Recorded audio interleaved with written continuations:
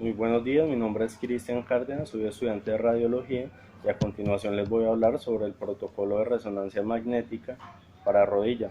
Hay que tener en cuenta ya que la resonancia magnética está considerada como la mejor técnica no invasiva, es decir, que no realiza ningún procedimiento o introduce algo dentro del cuerpo para evaluar lo que son contusiones óseas, lesiones en ligamentos y meniscos.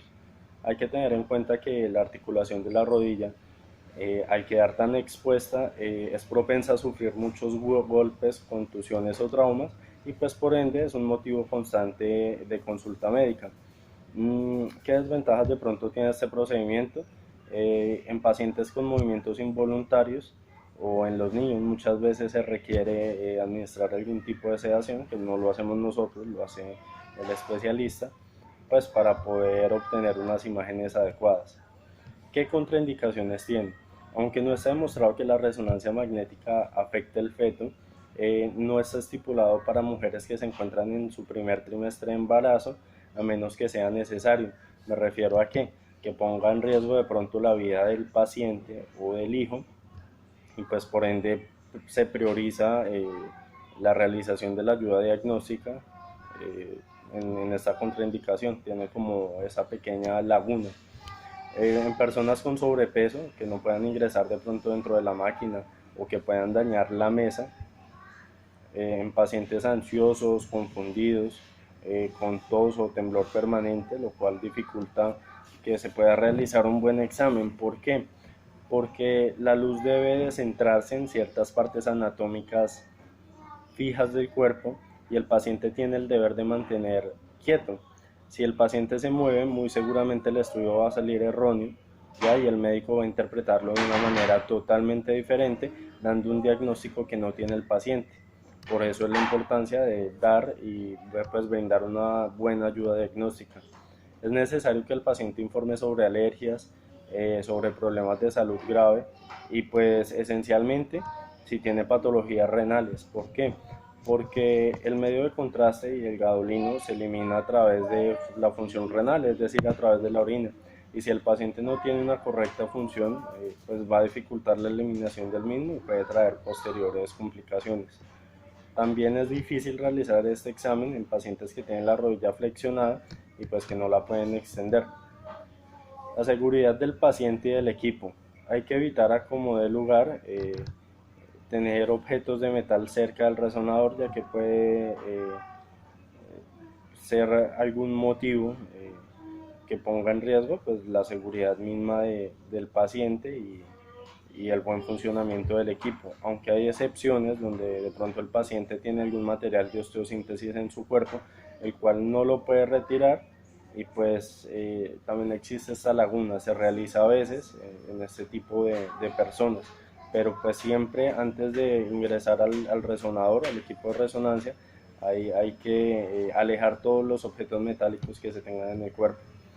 Como preparación del paciente, no tiene de pronto una preparación previa y la posición y orientación del mismo será en supino con la rodilla en ligera flexión, más o menos aproximadamente unos 15 grados, y la luz de posición longitudinal debe pasar por la línea media de la rodilla y la luz horizontal debe situarse en el polo inferior de la rótula.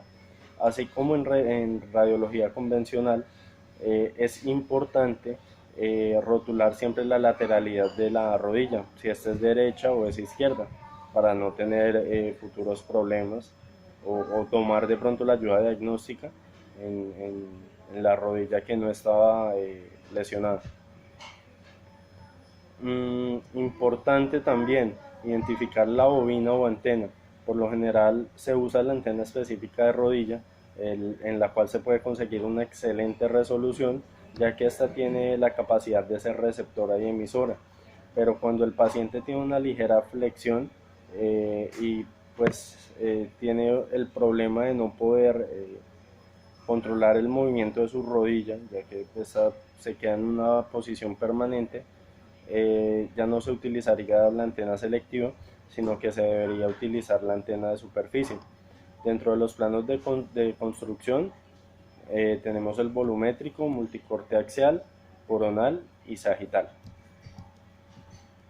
Importante, este tipo de exámenes se realiza para pacientes que tienen de pronto alguna enfermedad meniscal, una ruptura en los meniscos, una ruptura en sus ligamentos, enfermedades osteocondriales o del cartílago, enfermedades sinoviales o de bursitis. Recordar que las bursitis son estos pequeños saquitos que están en la articulación, los cuales evitan la fricción pues, por el mismo uso de los mismos. Tener en cuenta ya que una de las articulaciones con mayor uso vendrían siendo las rodillas. ¿Por qué? Porque el ser humano necesita caminar de forma constante y pues por ende es una de las articulaciones con mayor movimiento y pues que tienen y soportan algo de la carga del tronco superior del cuerpo. Eh, También es importante cuando hay anomalías musculares y tendinosas, tendinitis, inflamaciones, neoplasias de partes blandas como lo son hueso, también articulaciones. Cuando hablamos de neoplasia hay que tener en cuenta que la neoplasia es la creación de algún tumor, el cual se va a estudiar si es maligno o benigno. También en enfermedades de crecimiento congénitas, como lo es de pronto la enfermedad de Blown, ya que esta ocasiona una ligera dirección interna ya de la tibia, y enfermedades neurológicas, tal vez por atrapamiento o alguna compresión dentro de la misma rodilla. Interesante y siempre recordar los niveles de corte, ya recordar que está el plano axial, coronal y sagital.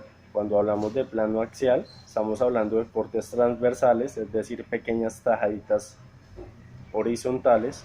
Cuando hablamos del plano sagital, es la división en dos hemisferios, tanto el derecho como el izquierdo. Y cuando hablamos de plano coronal, es la división pues del miembro estudio en su parte anterior y su parte posterior. Interesante, y ya enfocándonos en lo que es el protocolo de resonancia magnética, tenemos que tener en cuenta que hay una serie de secuencias.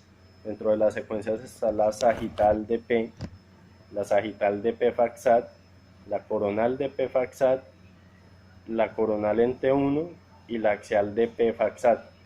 Ya más adelante les voy a explicar a qué se refiere con Faxat y qué es T1. Hay una secuencia propia para el estudio del ligamento cruzado anterior, que vendría siendo la sagital fino para el ligamento cruzado anterior, ya que de pronto es uno de los ligamentos que más tiende a lesionarse, pues necesita un protocolo propio para poder visualizarlo de una manera adecuada. Cuando se administran medios de contraste, ya utilizaríamos otras 4 secuencias diferentes, las cuales sería T1 Faxat, axial T1 Faxat, coronal T1 Faxat y sagital T1 Faxat, que estas ya vendrían siendo con gadolina. Cuando hablamos de T1, vamos a tener en cuenta que el T1 son aquella secuencia anatómica en la cual se puede apreciar las patologías de forma hipointensa, es decir, oscuras.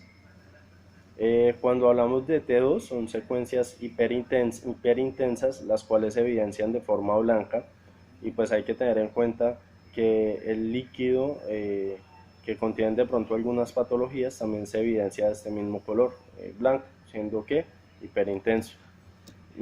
Cuando hablamos de Faxat, podemos decir que esta es una opción en la imagen que solamente está disponible en aparatos de alto campo, que es una secuencia muy corta y produce unas imágenes con una excelente resolución. Cuando hablamos de Faxat, consiste netamente en suprimir la parte grasa de algún miembro y poder evidenciar los ligamentos o partes blandas de los cuales se están estudiando. Bueno, ya finalmente para concluir, quisiera aportar que los protocolos en resonancia magnética, si bien es cierto, aunque tienen un estándar, no son el mismo para todos los equipos, y por la experiencia de cada tecnólogo en radiología, él podría modificarlos pues para que el examen salga con la mejor calidad. Sí se debe mantener un estándar, pero pues no es globalmente de pronto instaurada, ya que muchos equipos vienen también con algún software para realizar algunos protocolos, algunas tomas, e inclusive pues el mismo tecnólogo también lo va modificando como él lo vea pertinente y a gusto pues también del médico radiólogo. Muchas gracias por su tiempo, feliz tarde.